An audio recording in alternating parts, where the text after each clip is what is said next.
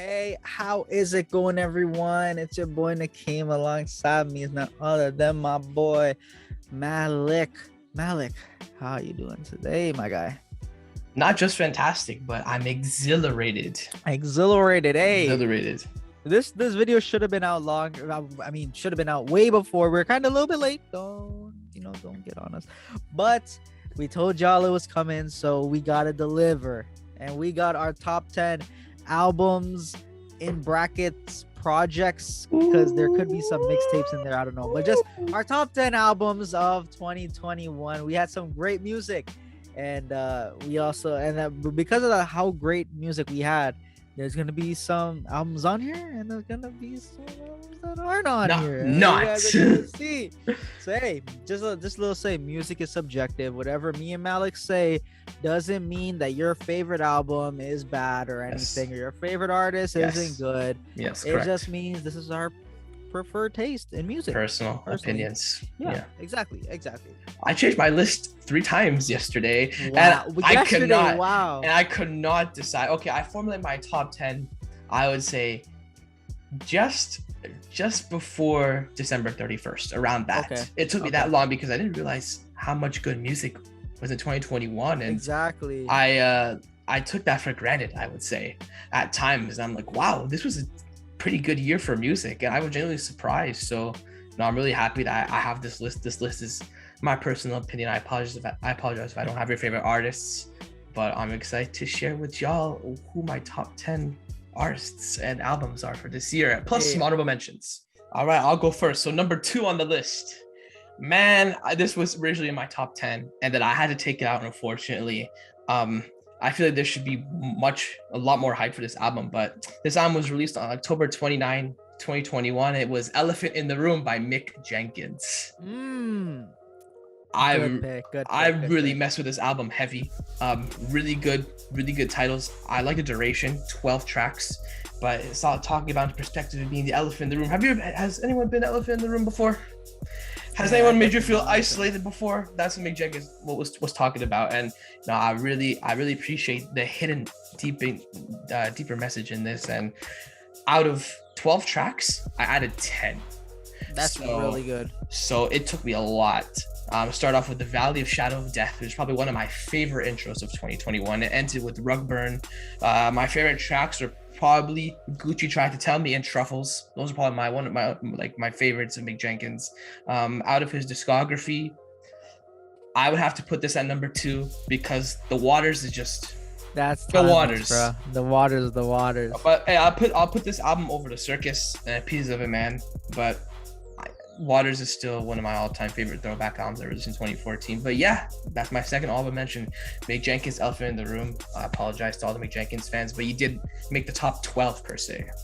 Hey, Mick Jenkins had a great project, and that's one thing that if you haven't listened to it, make sure you guys go listen to it. As Malik said, it's number 2 behind The Waters, and we all know how good The Waters is. That's one of the best debut albums, I think, in for a rapper in recent memory, But that's a great way to start it off. I'll start off with we did a reaction to this guy. Did we? I think we did we?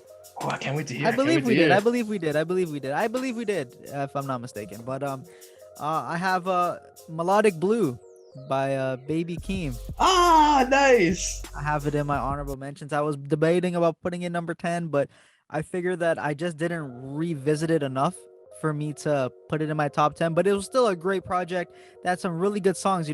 I think just the fact that it had Family Ties in it alone, which is, I think, in my personal nomination for Song of the Year, because I think it was a great track, Kendrick and Baby Keem. But this project was I think I put myself in a greater expectations for it going into it, but not that the fact that it was bad, but you got tracks.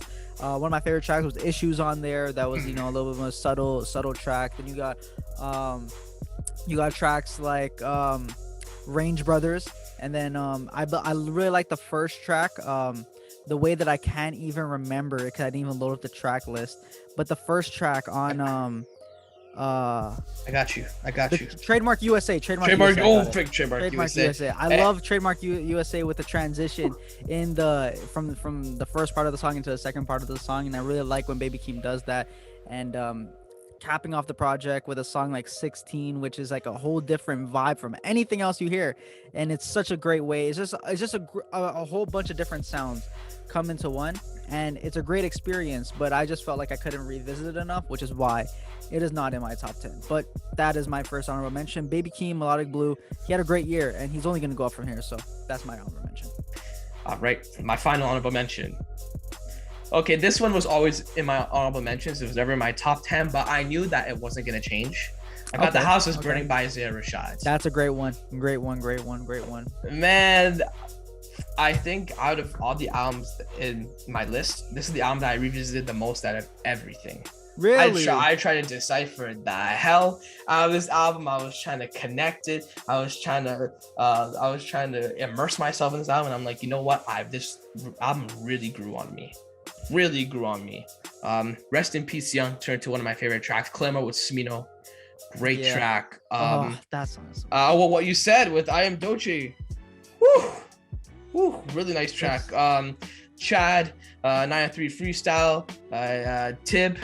So I really like that. I would say for a comeback, he did really good. This released on July 30th, 2021. For my number one in my honorable mentions, I don't know if Malik's gonna be that appreciative of me for this, but I have the self-titled album Vince Staples at an honorable mention. Yeah. Nice. I really like this project, and Vince Staples is one of those guys where he has that unorthodox voice. So I can get why some people just don't gravitate towards his music because, you know, it sounds like he has a lisp and whatnot, all that stuff. But as we know, that doesn't deteriorate you as a rapper. Look at Corday and all these other successful. If you look at the album, one of my favorite songs is Sundown Town. I can't get enough of that track. That song itself is so hard. Have me listening to it over and over again. You know, tracks like Taking Trips. You start off the album with Law of Averages, second track on it. There's some really good songs in here. Vince Staples is one of those guys who always converts when it comes to his albums. You know, you could look all the way back to some of his first projects. I believe one of his earlier projects was called the Big Fish Theory, or was it Big? The big fish, right? The big fish. Yeah, and he even had a song with Kendrick on there. He does his thing. And I don't know if Malik has this in his top 10. He won't probably say if he does or if he does not. But I found this to be a really enjoyable project for me personally. Oh, we are in the ozone layer now, you should say. The top 10. We are in the ozone layer.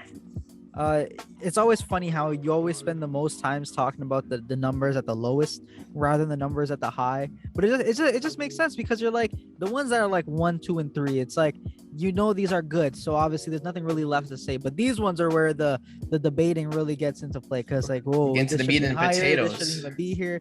Exactly. And you know what? I guess I'll start off with number 10 since I am already speaking.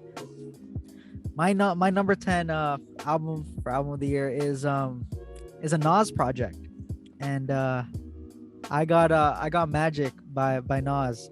You know, late album to come out in 2021, but it was really good, and I mean it was amazing. It was literally amazing, flawless if you could say. But as an album, the great album. The one thing that really didn't push it higher for me, where it could have been higher. It could have been higher, but I just didn't listen to it enough. I don't know why. Where it was like, I had the chance. I looked through my playlist of which song I could play, but I'd rather go to a different song from another artist or maybe a different Nas album that might have came out in the same year that I gravitated more towards, you know? And that's why I just had to keep it a little bit lower. Maybe that's because I didn't have enough time in the year to listen to it, to grow on it, because it released so late. Maybe if it released in July and I had a whole 5 months to listen to it, it might have been a little bit different, if that makes sense. But definitely Magic, amazing album. Go listen to it. Watch our reaction at the same time. You'll love it. I promise you. It's number one up there for me. Okay. Number 10, I got one of my favorite, actually, I would say my second favorite artist out of Dreamville. I got Lute Goldmouth at number 10. Lute, okay, Lute love, like it, I love it. Out of 13 tracks, I added 12. That is really good. It was just almost perfect, almost perfect. And Lute doesn't have a big discography. He had West 1996 Part 2, which is like my favorite album from high school. Personally, my two favorites were Amen, we're featuring Little Brother, one of the most underrated hip-hop groups of all time, and West Side Boogie with Flossin'. This was almost perfect. This was originally in the sixth spot, but I moved it all the way down.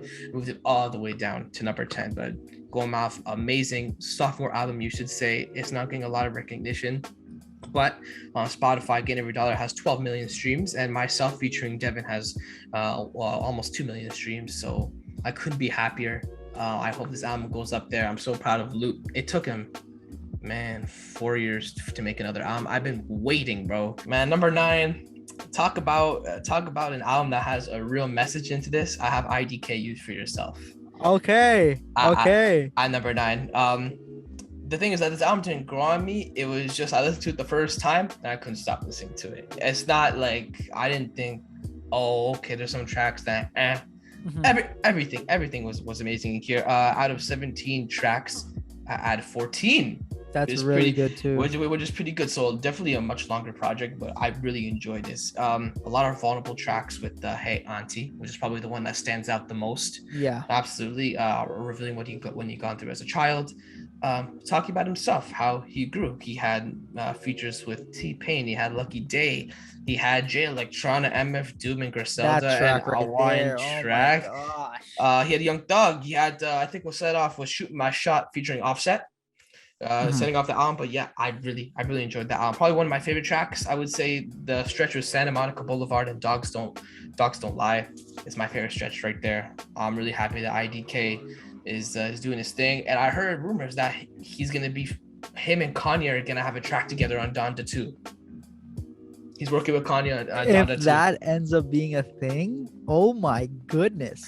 I had to put it in here, so that's why it's in here, because I listened to so much. I mentioned this guy to Malik, kind of a low-key artist, but King of the Basement by Ryan Woods. He's like an alternative singer type of artist, and I please listen to his music. I don't know what it is, but it's so comforting, and it really brings out certain emotions that you might have or you've been dealing with or stuff like that. Like one of the songs, like my favorite song off the project is called The Friend Space, and it's basically, the song is about having a friend, but you have feelings for them, but you don't want to ruin what you have for them, but you like them so much that you want to ruin what you have just because you want to pursue that thing. And I'm like, I can relate to that. I've been there, and I know there's a bunch of people who can definitely relate to that. Yes. And that's one song that I really like. He has some really other good songs.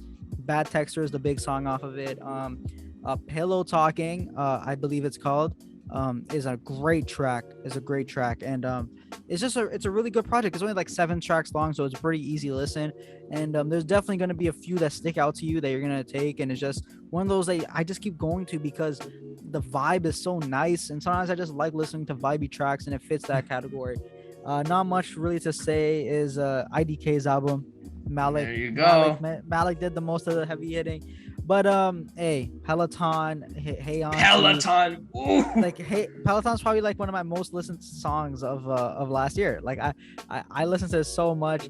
He mentioned Red. Beat switch. It's so good. It's so good. Nothing else I could say. Malik said it all. I heard that everyone's going their separate ways. They're taking a break, but I got Roadrunner by Brockhampton at number 8. I'm just like, I want to talk so highly about this, but I'm just gonna miss them being together. I don't want them to leave, but man, when I heard this track, Bankroll with A$AP Rocky, A$AP Ferg, one of the hardest tracks of the year. Absolutely. Yeah. A$AP Ferg and Brockhampton went going off of each other.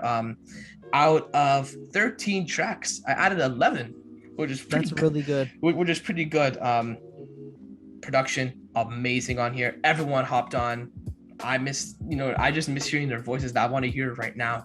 I listen to this album so much, when I'm trying to turn up, when I'm feeling in an exciting mood, if I finish a project, if exam season is done, I'm like, let me put some Brockhampton on and turn up. Brockhampton on, yeah. So, and Roadrunner, New Light, New Machine, I really like the theme because they start on this like really dark, eerie vibe, and then they have tracks like When I Ball, Dear Lord, and The Light. When I Ball is my favorite Brockhampton track of all time.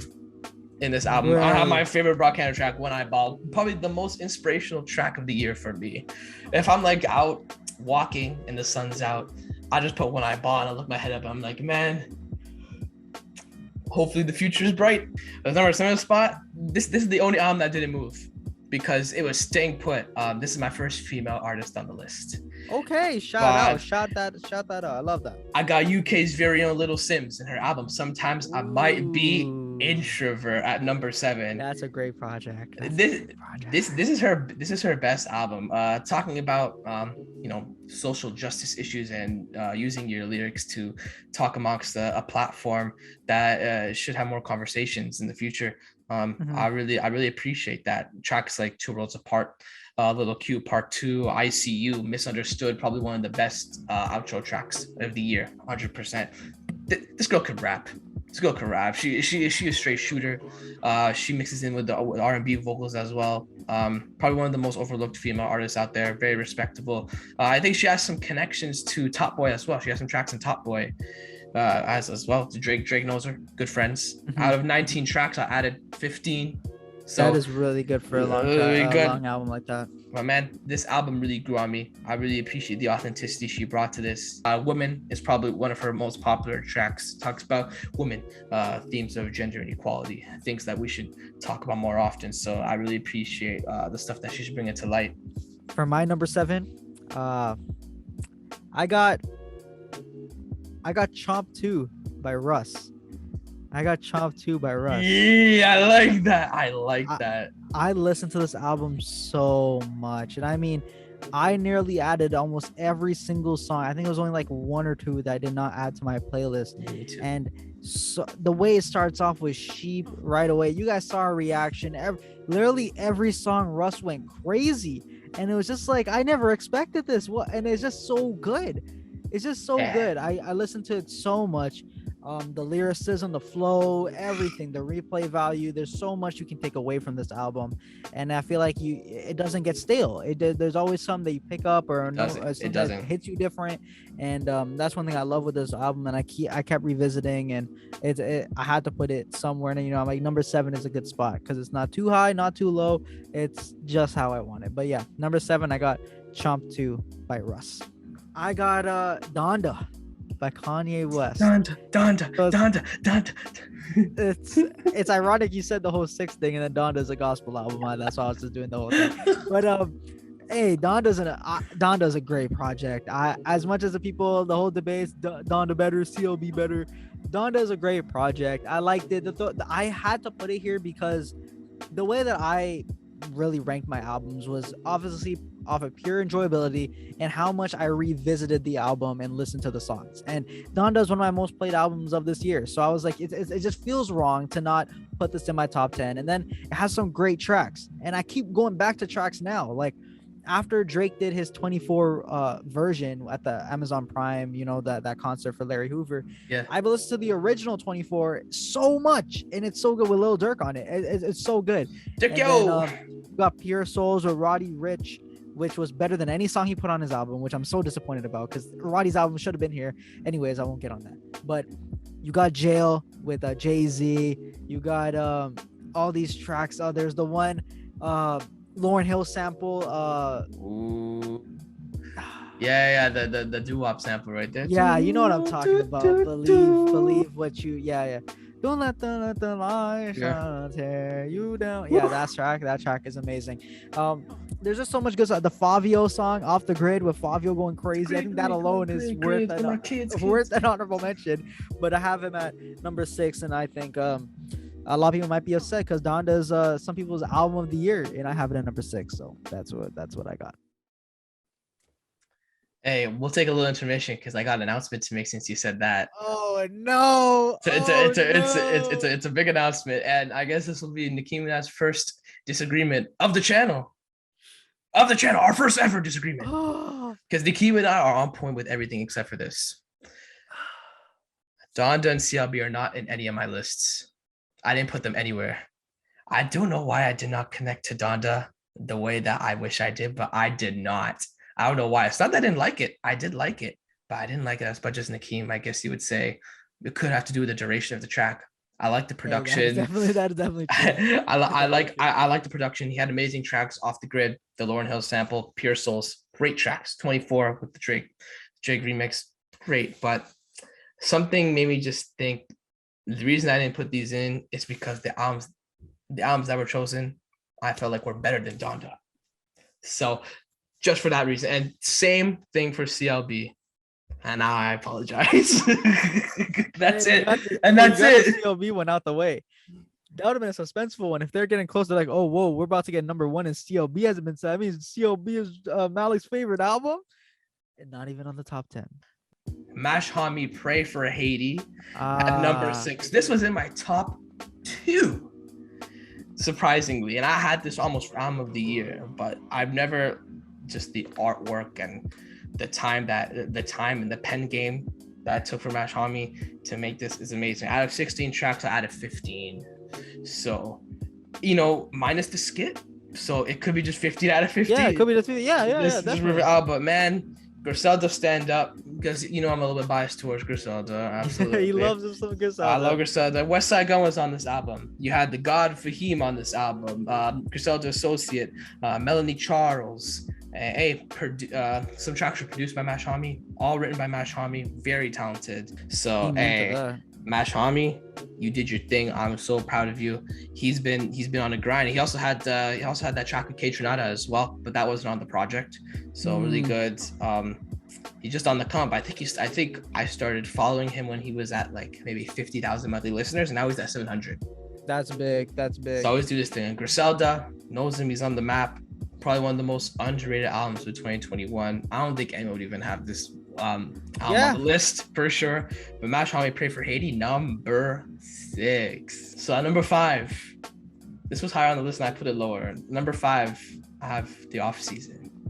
Okay. Number 5, I got The Off Season with J. Cole. Okay. And it's crazy because out of 12 tracks, I added all 12. All 12. I added all 12. It's just 5 because just for the saying that the next 4 albums were better, in my personal opinion, just only a little bit better, with my ear. But man, one of the most legendary tracks. One of the most legendary albums J. Cole has put out for sure. I would say it's top 3 in his discography, maybe at number 3, at number 2. Arguably, you could say Nickeem and I really had a great reaction to this. We enjoyed reacting to it. Yeah. Let Go of My Hand with Boss, Prize the Devil. Oh. My personal favorite, has changed, but surprisingly, my favorite track is Punching the Clock. Ooh, okay. That's my favorite track. I don't know why. No, that's not the last one. That's it's like one of the shortest tracks. It's one of the shortest tracks. Is that the one with Black? It's like a minute 50. No, it's just him. Oh, just him? Punching the clock. Yeah. Oh, and then 100 mil still in the grind. Hey, I could talk about this album for days, but hey, May 14th, 2021 was a good day. Because J. Cole released the offseason, and it was a surprise because like boom, here's my post, and it had the basketball court up in flames, and him just standing there, and gave me goosebumps. Like it's here, man. Not a rap album, but a different type of sounding album, and I got Alone at Prom by Tory Lanez in my top 5. Snap! Oh yeah, snap! Yeah, I know it's an odd pick. It's an odd pick, but I gotta give applause to someone who did something different. I never heard anything like it from an artist of his caliber doing something like that.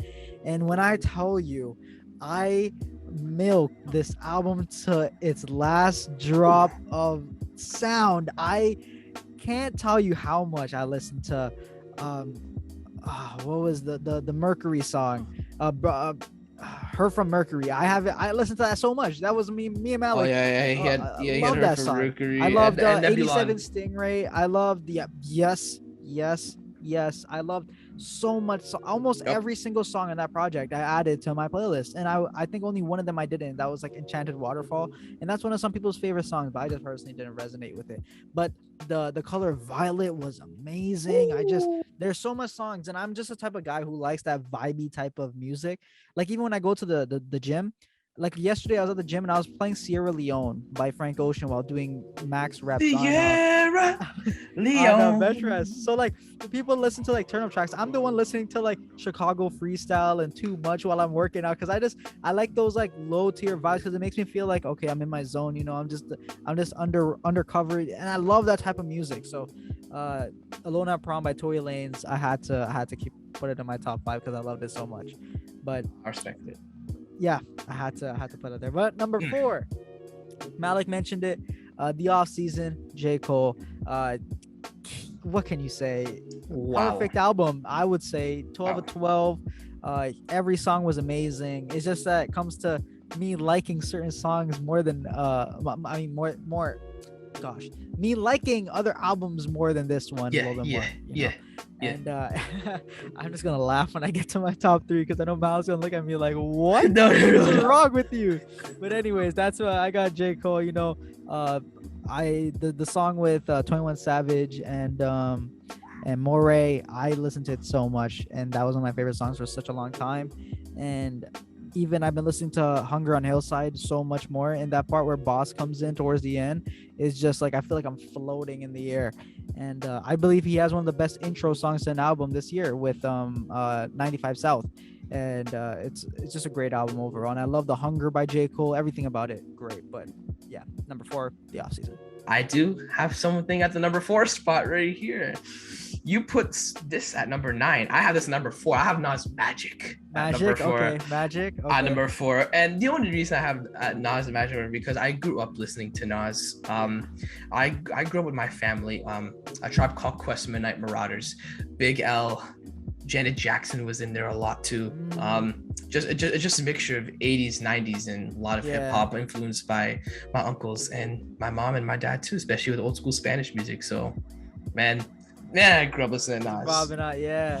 Hollywood Gangsta, Woo for the Children. Unforgettable tracks. The only reason I don't have this in my top 3 is because it's just like Nickeem said, I didn't have time to really enhance it to its full potential. Keep listening to it because the New Year arrived already. But I'm listening to it now and I am speechless, just like Nas's first track, Speechless. Yeah, you're coming with it. You're coming with the references and tons. I love it. Hey, 9 tracks. I had all 9 easily. Yeah, same here. But hey, no wonder it's our best video on the channel right now. Yeah, because the Keem and I loved it. It was a Christmas present for us, but that is number 4. I really enjoyed this album, and Nickeem was the one that put me onto this. And I have so much more respect for him because I listened to his album late, but this album we listened together, and it was an amazing reaction. But I have Dave for All Alone this together at number 3, babe. Oh man! Out of 12 tracks, I had it all 12. I can never forget how amazing this album was. Like even when Nickeem and I stopped the recording, we were like, "What the heck did we just listen to, dude?" Yeah. The thing is, I'm surprised because I don't listen to Dave that much, but Nickeem is like, this is Dave. This is his usual. This is Daily Dave. I'm like, really? And I'm like, wow, I didn't know that. Yeah. I'm not gonna speak on this album that much because I want Nickeem to speak on this more because he knows more than me. But favorite tracks, I'll let Nickeem do that too. I'm not gonna say nothing more about Dave. But number 3, this is the one I'm ready for Malik's reaction because I already know. He already knows what it is, but I got a Certified Lover Boy. I already knew.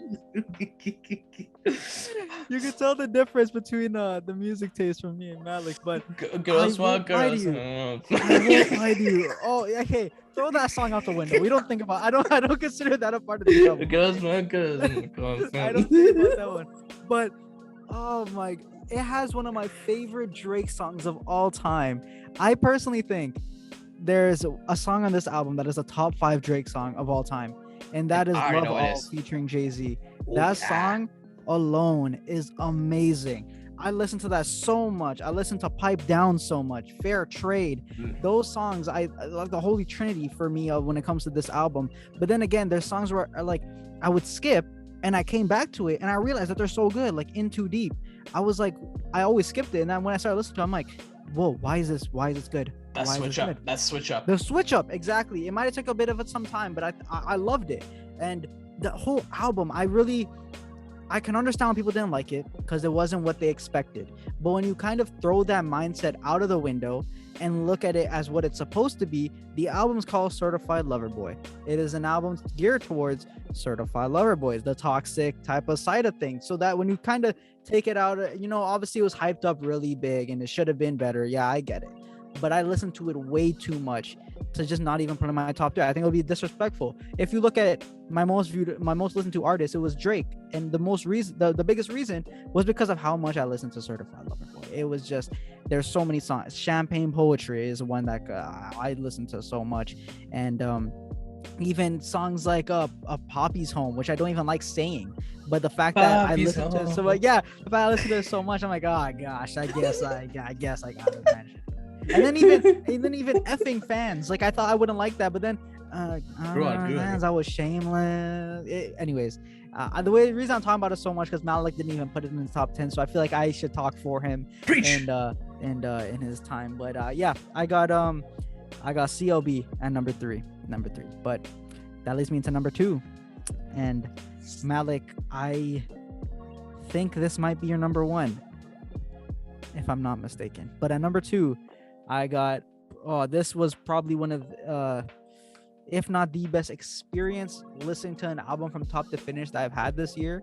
I don't know what was, but I mean the sounds and everything that came with it, it felt like a journey while listening. Each song put me in a different place, like how the album intended it for it to be. And if that isn't enough to tell you what album I'm talking about, that is Call Me If You Get Lost by Tyler, the Creator.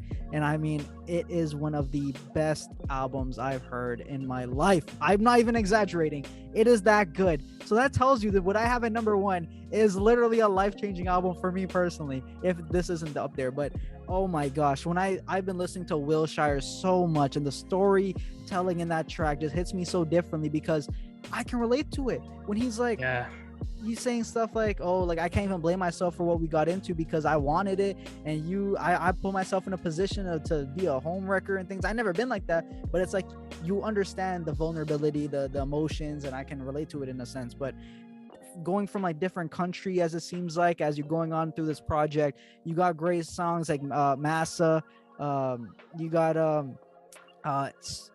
Thought You Wanted to Dance is one of my favorite songs of this year. I couldn't stop listening to it. Thought You Wanted to Dance. And then the song with Lil Uzi Vert is insane. Juggernaut. With Pharrell. Insane. The way Lil Uzi comes in is so movie on my feet. So good. But how the Creator did his thing, he did amazing. I personally have it as my favorite Tyler album of all time. I never switched positions like these 2 albums in my life. Back and forth every day. Back and forth, back and forth, back and forth, back and forth, back and forth. But the only reason I put this one at number 2 is because in their discography, it's not my favorite album. Okay. At number 2, I got, man, a lot of people are gonna get tricky. You might be surprised. Number 2, I got Nas, King's Disease 2. Ooh, okay. I knew he was gonna be here. I just didn't know where. Okay. I got Nas, King's Disease 2 at number 2. I think this is Nas's best project since Illmatic. And the only reason I put it at number 2 is because Illmatic is his best album of all time. And I don't think he could ever top that. I see all the comments saying, Magic, King's Disease 2 is better than Illmatic.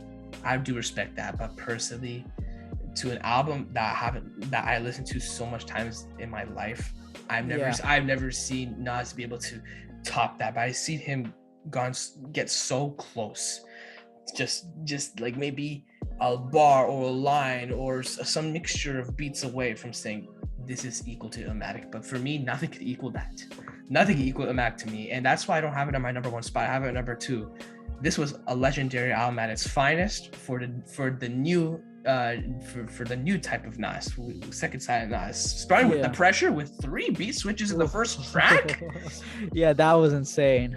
And then you got you got tracks like Death Row East detailing Nas's side of the East Coast West Coast beef, which I really liked.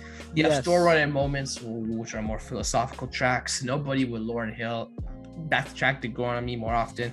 Count Me In, Composure, Nas is good. I love that. But my favorite track was No Phony Love with Charlie Wilson and Nas. That was my favorite track. All right. Here we go. Woo. Hey, I'm not gonna sugarcoat anything. Call Me If You Get Lost is my number 1. Call Me If You Get Lost is my number 1. Straight up. I never enjoyed an album like this my whole life in a long time. 16 out of 16. This album changed me. I don't know. I don't even know how to describe it. Mm. Just like it changed Nickeem, it changed me. Like, and helped me grow up a bit. Just think before I act when it comes to certain situations in my life. Talk about vulnerability. Wilshire is on a different planet. Every track has its own theme, has its own narrative. Talk about himself. The instrumentals used were absolutely amazing. It just warmed my heart. And this album will forever be my favorite Tyler album. I don't know how the heck he's gonna top this.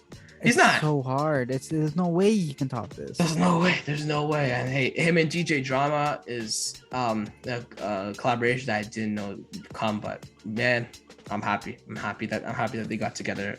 My favorite tracks, arguably the best Wayne feature of all time, Hot One Blows. Oh yeah. Oh, the best Wayne feature of all time. And then you Oh got my gosh. Sweet I Thought You Wanted to Dance.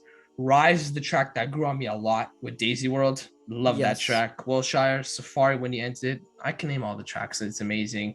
Yeah, Young NBA really surprised me with that. Oh my gosh. Yeah. And what's your name? That was one of the. What's your most name and surprising- what do you claim? That was surprising. There's so much I could shine a light on this, but every time I go to my friends, I'm like, you gotta listen to this album. And everyone's like, we can't argue with you, man. This is an amazing album. I already know. Man, I really don't know. I did not expect it to be in my number one even after I first listened to it. Because when I first listened to it, I'm like, this is really good. But I was like, I feel like it has some flaws. Like, it's not the best album. It's probably like a top 5. And then I started listening to it more and more and more.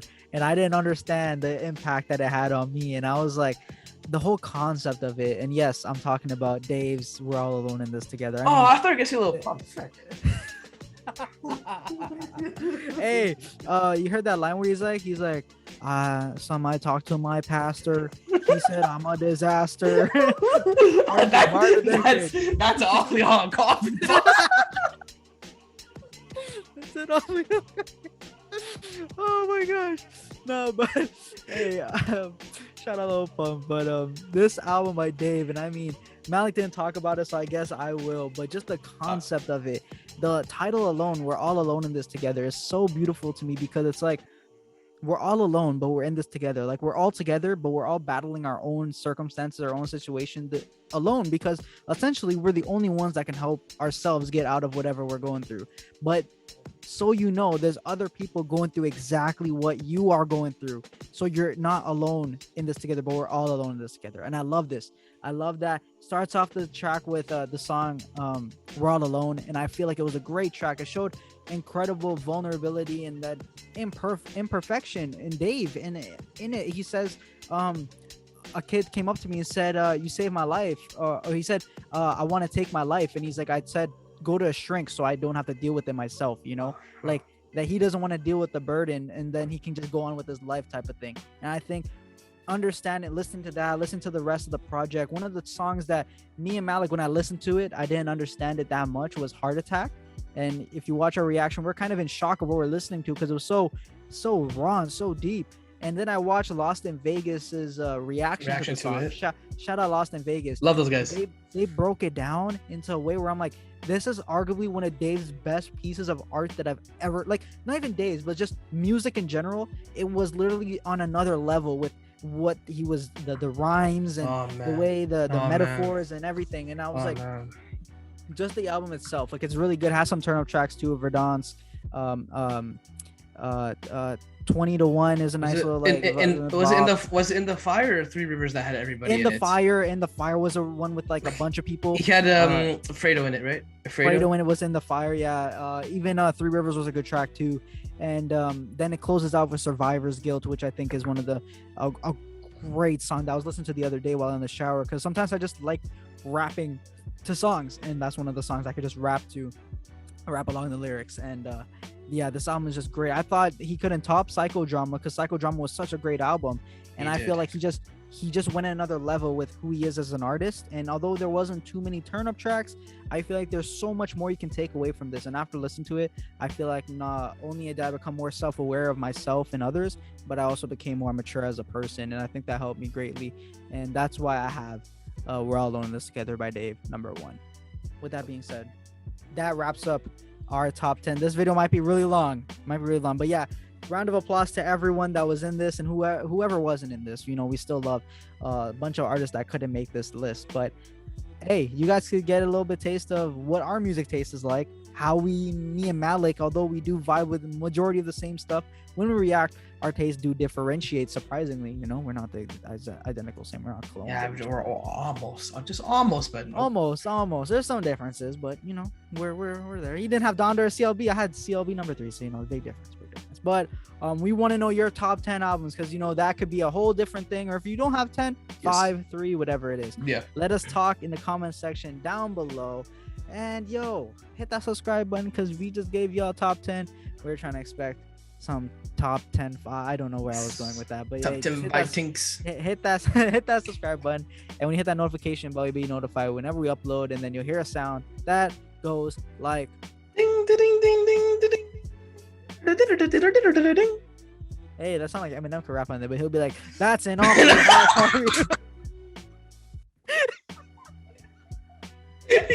yo, I laugh so hard when you do that all the time. I don't know why.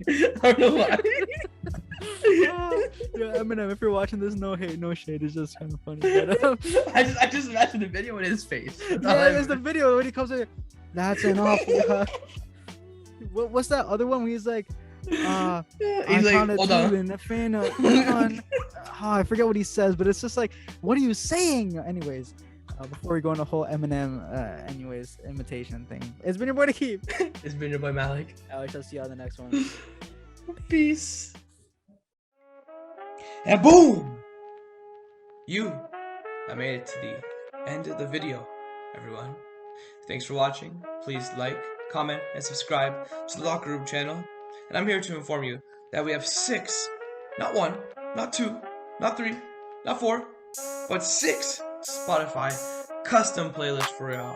We got the old school playlist, R&B playlist, classics playlist, the throwback playlist, the underrated bumps playlist, and last but not least, our hip hop main playlist. Be sure to check those out. Leave a comment down below if you have any suggestions at all, and it will be updated weekly with all the releases coming out Friday. We hope you enjoyed the video. On behalf of Nickeem and I, thanks for everything, and we'll see you guys soon. Stay tuned.